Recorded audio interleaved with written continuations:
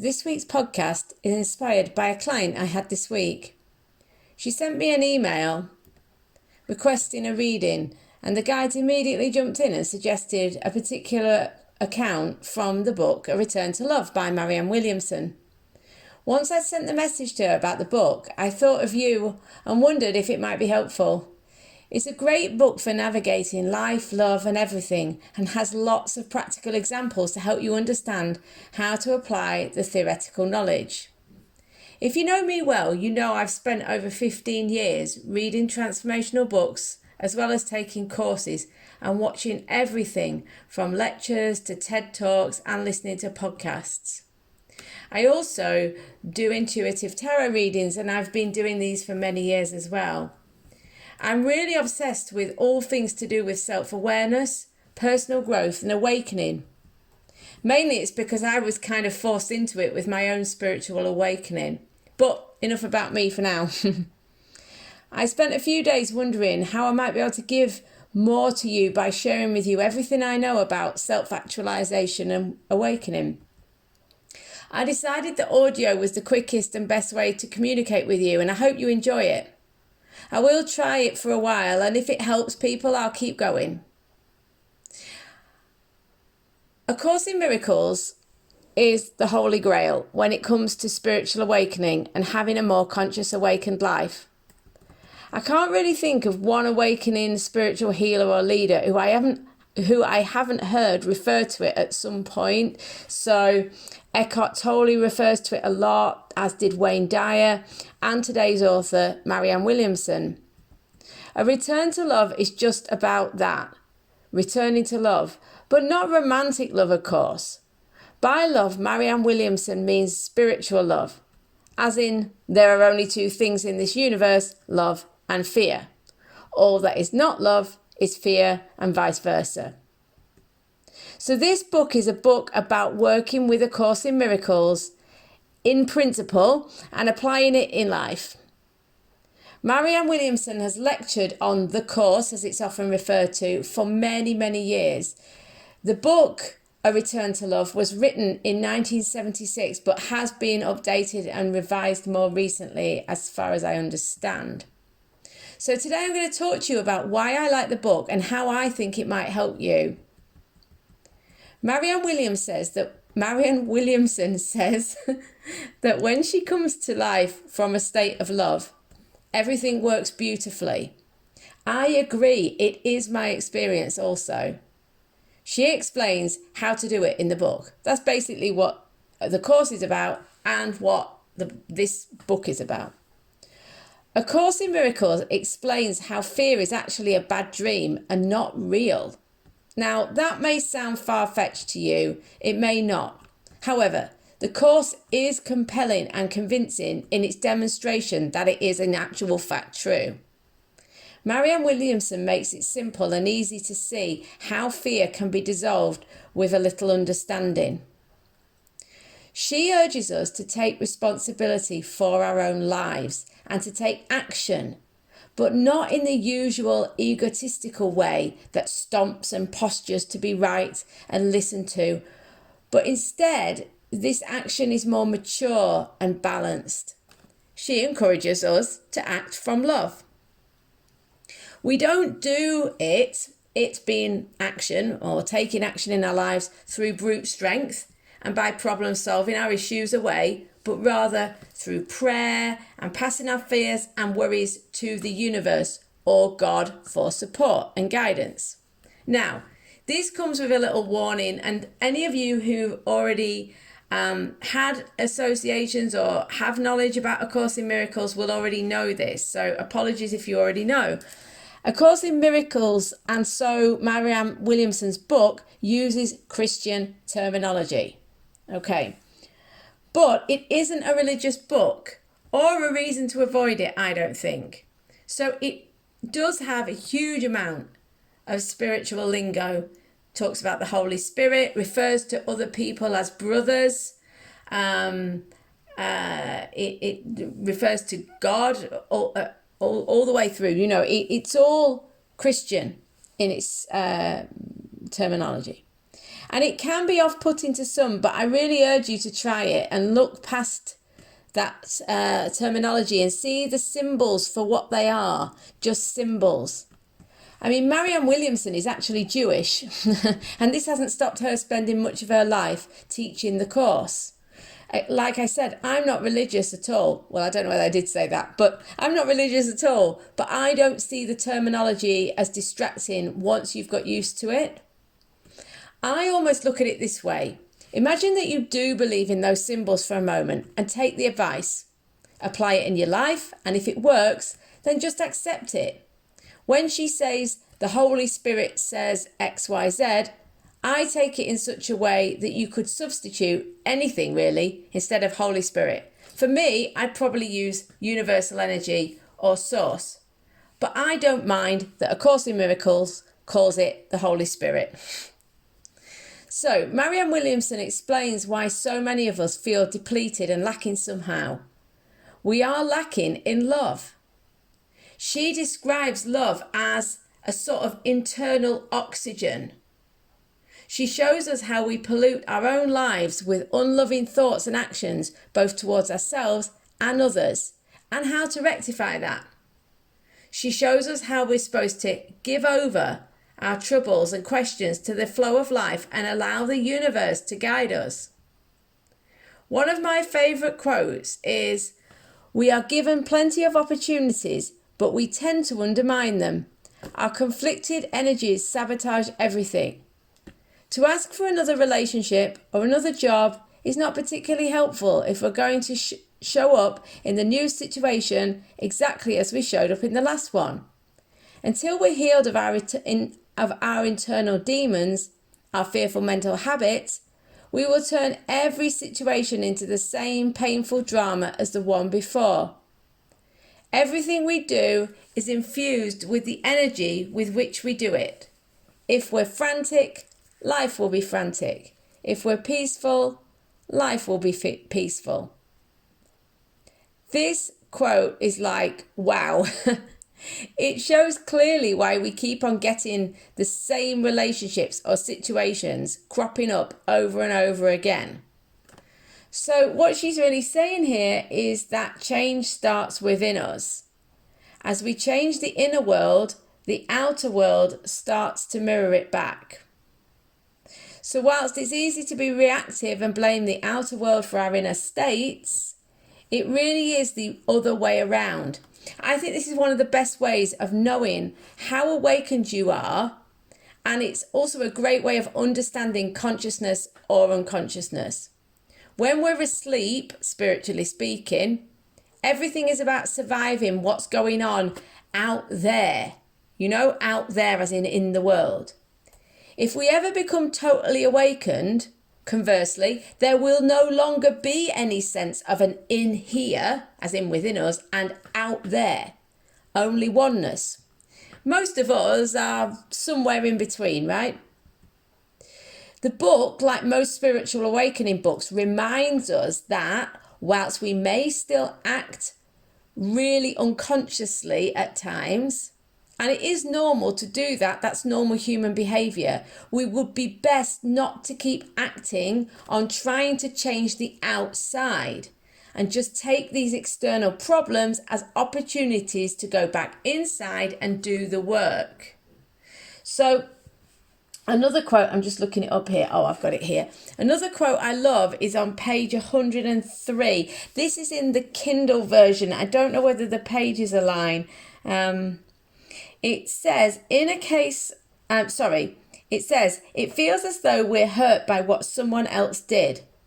But what really has occurred is that someone else's closed heart has tempted us to close our own.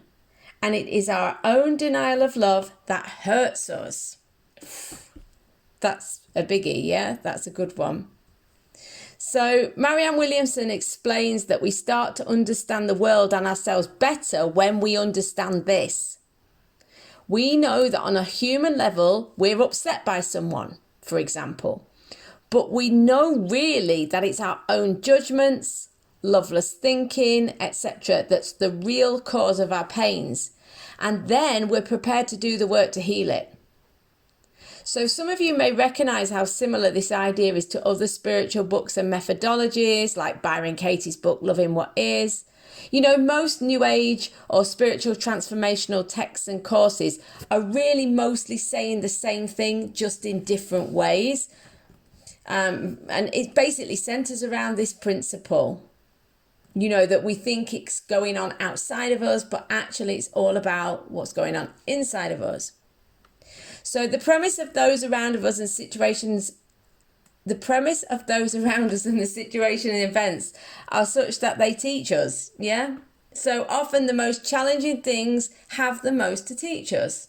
So they help us notice where we have walls to love. And that's what this book's all about, really. So the old paradigm of romantic relationships is challenged and outlined in this book. And I know a lot of you are really keen to know kind of what can this book help, how can it help us with relationships. I know that a huge amount of us are challenged by romantic relationships. It's often where we really find our unconsciousness, you know, little pockets of unconsciousness. It's often where we suffer the most, you know, not always, but often. So the guides talk about this a lot as well in the similar way. And this is why I like the way Marianne Williamson talks about it. So I do a lot of readings for people about relationships and have done for many years. And it's a similar kind of thread. The advice that's coming from the Return to Love book and from the guides is very similar. So the idea is that when we're looking for unconscious romantic love, which is like normal human romantic love, we're actually trying to take away from the other than really truly love the other. Because what we're actually doing is we're looking for someone to give us what we feel we either need or are lacking.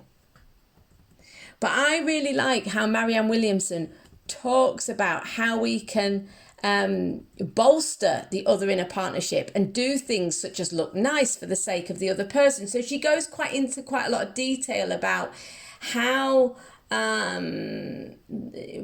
let's say, for want of a better expression, proper love can look in a romantic relationship, which I find very interesting. So yeah, this idea that we can bolster the other person or that we can look nice for the other person in a romantic relationship, this is perhaps a little different from what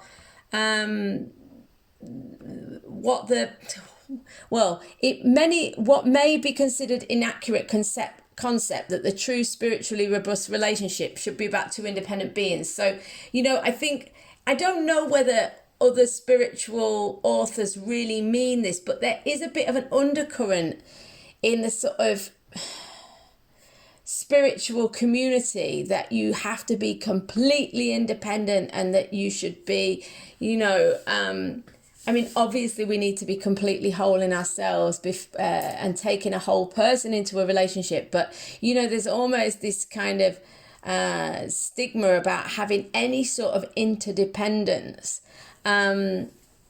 But I really like, and I've stolen this word from her. Well, it's not her word, but I like the way Kim Eng is Eckhart Tolle's partner. You can find her videos of hers on Eckhart Tolle's YouTube channel. So I like the way Kim Eng describes it in a video. I'm not sure of the video. I'm going to need to look it up and I'll link it in the description below. But she describes a romantic relationship that's sort of spiritually functional, if you like, as interdependent as opposed to either codependent or independent.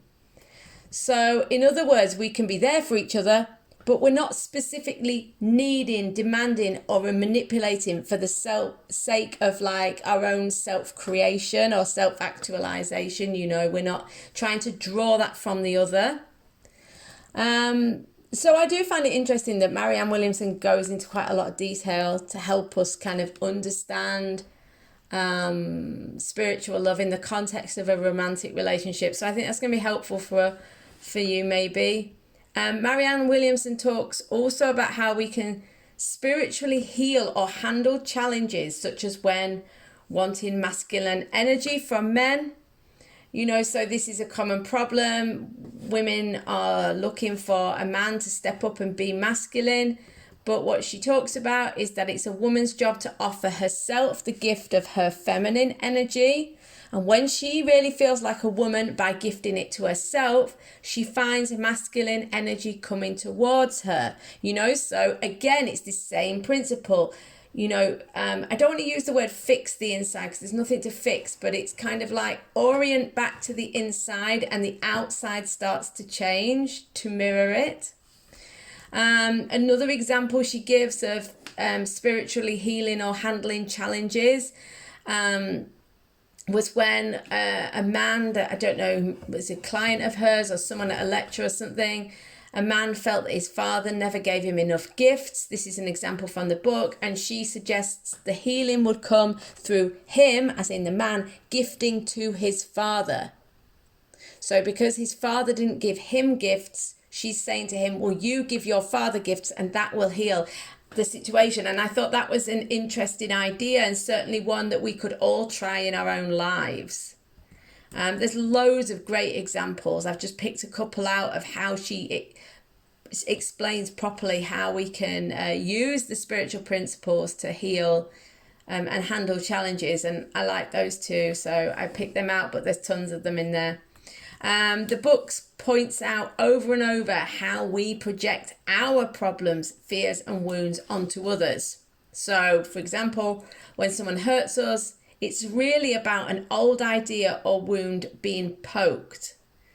The wound, for example, not feeling good enough, is still very much alive in us. And so we react when someone does something that prods at it. So instead of expecting the world to change again and to accommodate this wound or this problem, we need to go inside and let go of the thought that we're not good enough. So it's about finding ways to deal with ourselves. I don't want to say heal ourselves, but deal with ourselves in relation to the world. So moving through the book, when it comes to having a fulfilled life, the book talks about work in chapter 7. So this is really good. I love this quote from A Return to Love, which is, success is about knowing that our talents and abilities were used in a way that served others. So unsurprisingly, she's got quite a big section about work because it's really about how to apply love in our everyday lives. This book, the whole book is about that. And so the chapter 7 is about how we can do that in terms of work. And unsurprisingly, it's saying that our real sense of achievement, success, happiness, etc., comes through service to others. I like the fact that she makes a strong comment about the fact that it's less about what you do and more about how you do it. So she talks about being kind, and that it's about going about essentially with an open heart, which, as you know, I'm all about the open-hearted thing because this is what the guides have been telling me for many years through readings, etc.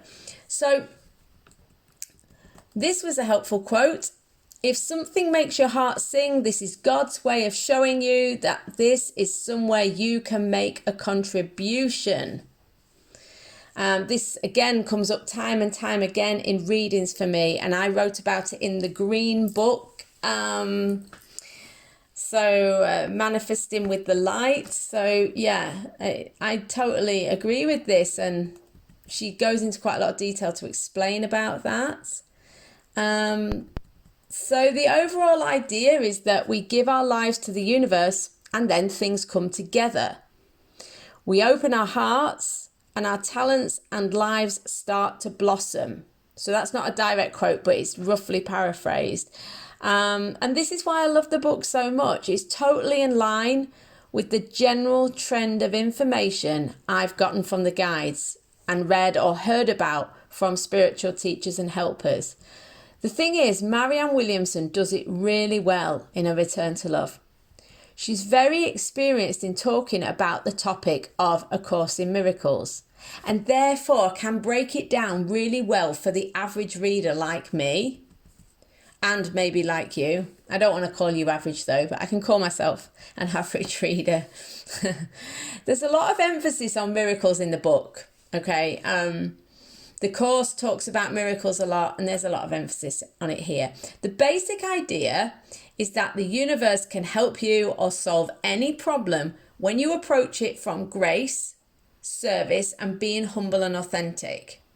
You can expect miracles when you're acting from a loving, service-oriented place. So sharing your love, your own spirit, and your talents is very important. This is where we need to focus. So in terms of work, in terms of life purpose, in terms of mission, in terms of, what do we do to give our lives a sense of structure, a sense of meaning? What they're saying is, what Marianne Williamson is saying in the book is that you need to share from the heart, share your talents. Now, and what she's saying is we might get other things. Well, I don't know whether she's actually saying this. This is more my understanding, okay? We might get other things such as money, status, or other things that we might want as a result of our work. But after our basic needs and survival things are met, we should really be more focused on service rather than gain and riches for ourselves.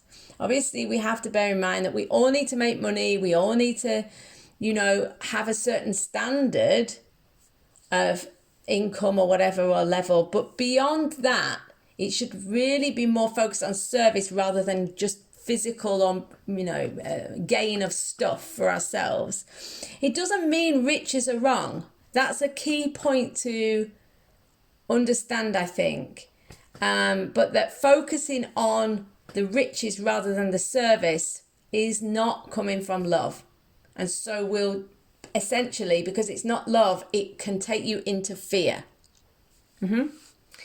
So Marianne Williamson suggests that, quote, willingness to supply love where there was none before means that new energy bursts forth from deep inside us. I think that's a beautiful quote. I love that.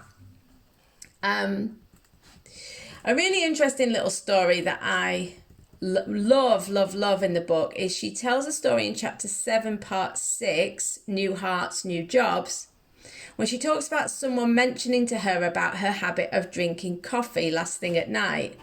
Until that point, it had never affected her. After the comment, she found it kept her awake. I found this fascinating and never more poignant than now in the world. This idea of sort of suggestion from another person. I thought it was fascinating. It was really fascinating to me how someone, particularly someone who was so conscious as Marianne Williamson, could make such a change in her just by somebody else's suggestion, that that they could have that effect on her. And I wondered if perhaps we could all do with considering how much we're consuming from the so-called outside world and how it might be affecting us. I think it's a really important point. So along with the Dalai Lama, Marianne Williamson talks about how A Course in Miracles says that our purpose in life is to be happy. Now, this is a bit of a contentious issue sometimes in the spiritual community. Some argue this point, but, I think if we notice the energy that fear gives off, we can see this in our everyday world. If we look at the different people around us, if we notice the energy that fear gives off and the energy that love and joy gives off, it's clear that we're not just helping ourselves by being happy. There's almost a bit of a concept that, our purpose is to be happy is somehow self-indulgent. I don't really think that's the case. We know angry people create bad energies. So, it's for everyone's benefit that we're happy, yeah? In the book, there are lots of suggested prayers and asking the Holy Spirit to heal us, help us, or guide us. If you don't like the idea of prayer, there are perhaps other ways to do it, maybe seeing them as affirmations. But like I said it earlier on in the podcast, I can't personally see any harm in prayer. I like prayer, even though I'm not religious. I see it as spiritual surrender. If that's helpful to you, you may want to see it that way as well. I don't know.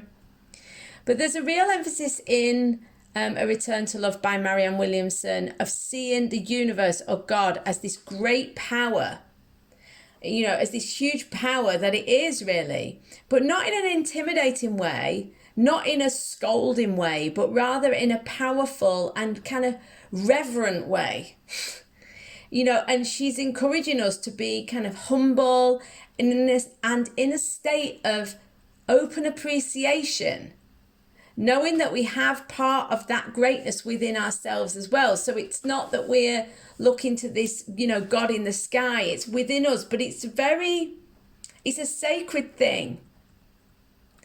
Now, could this book feel too spiritual and woo-woo? Perhaps.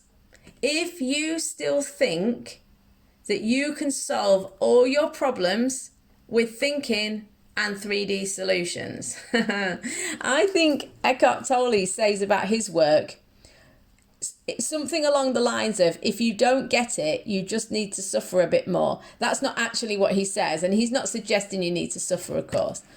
But it's just that as humans in this day and age, we struggle to let go of the idea that it's not all material and can't all be solved through force and will alone.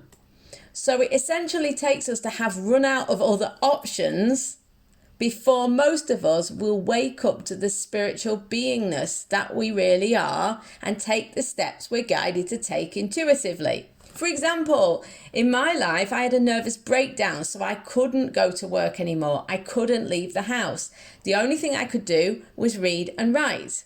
Now, the truth is, if I hadn't had the breakdown, I wouldn't have left my steady job and done all of the things I've done since, the writing, the readings, everything I've done in the spiritual world, and more importantly, all the self-actualization I've done.